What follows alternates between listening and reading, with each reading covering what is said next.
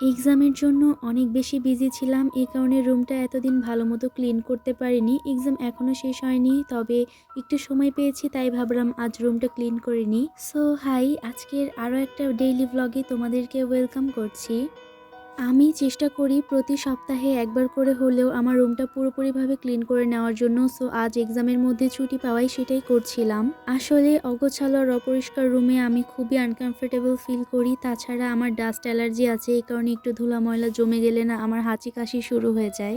অনেক গরমের মধ্যে না ম্যাঙ্গো আইসক্রিম বানিয়েছিলাম। আইসক্রিমটা খেতে মোটামুটি ভালোই ছিল। তারপরে সন্ধ্যার দিকে সিঙ্গারা বানাচ্ছিলাম। আমি এর আগে কখনো সিঙ্গারা বানাইনি, এটাই ফার্স্ট টাইম ছিল। তো মোটামুটি ভালোই ছিল, শেপগুলো খুব একটা ভালো দিতে পারিনি, আর খেতেও মাশাআল্লাহ ভালোই হয়েছিল।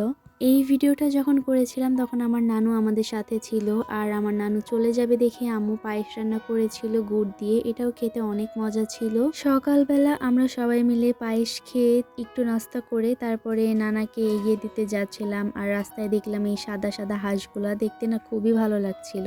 আমার নানুকে এগিয়ে দেওয়ার জন্য আমি আর আমার আম্মু আসছিলাম নানুর সাথে স্টেশন পর্যন্ত। ট্রেনে উঠিয়ে দিয়ে আমরা আবার চলে যাব। তো কিছুক্ষণ ওয়েট করার পরে দেখলাম ট্রেন চলে আসছে।